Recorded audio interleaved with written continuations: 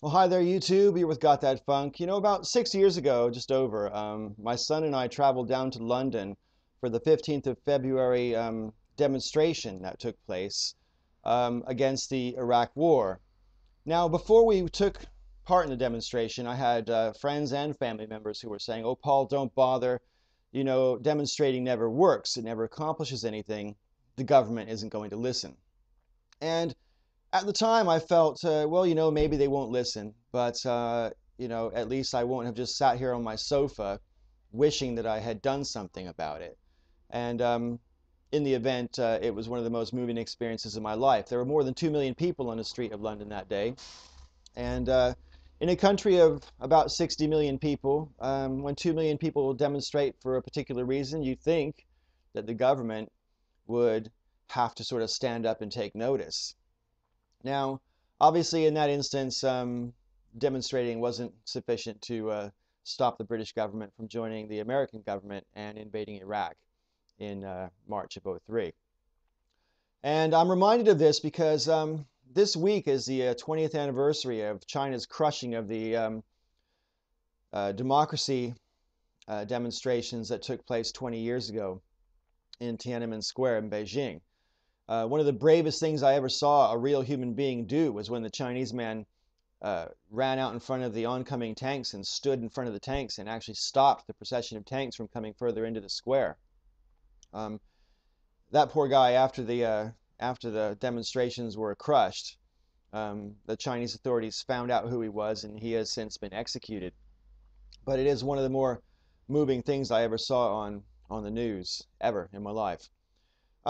Now, it's tempting sometimes to look back at what happened in China and what happened as regards the protests around the world, which tried to interdict the Iraq War, but interdict's not the right word.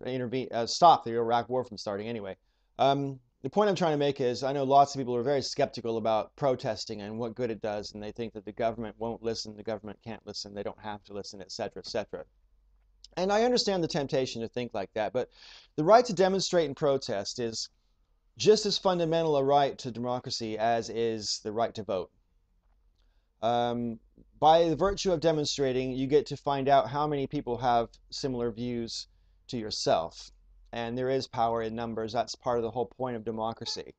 And before you think that demonstrations and marching can't really have an effect, consider what happened in South Africa. It took a long time for South Africa to rid itself of apartheid. And an awful lot of demonstrations failed before any success was sort of noticeable.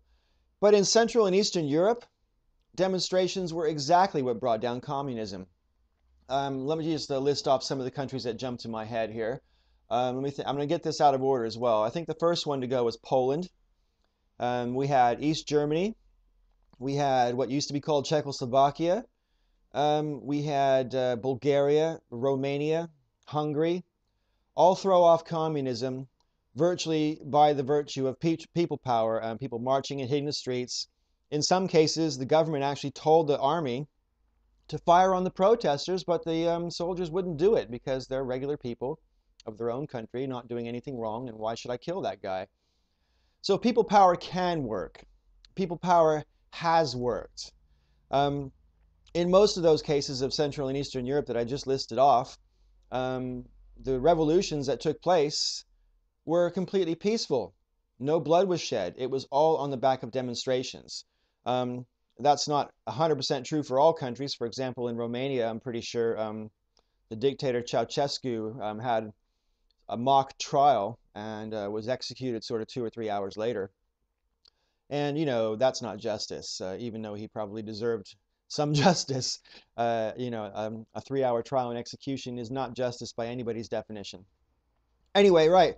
So I just want to make this video because with all the talk that's going on about China and how they crushed the demonstrations there, I just want to remind people that demonstrating can work, does work, and should work, and the more people that do it, the more likely it is that it will work. So if there's something that you feel passionately about, don't just think, oh, I wish someone would do something about it. Hit the street and get as many people as you can to join you. This has Got That Funk. May all your ups and downs be ups.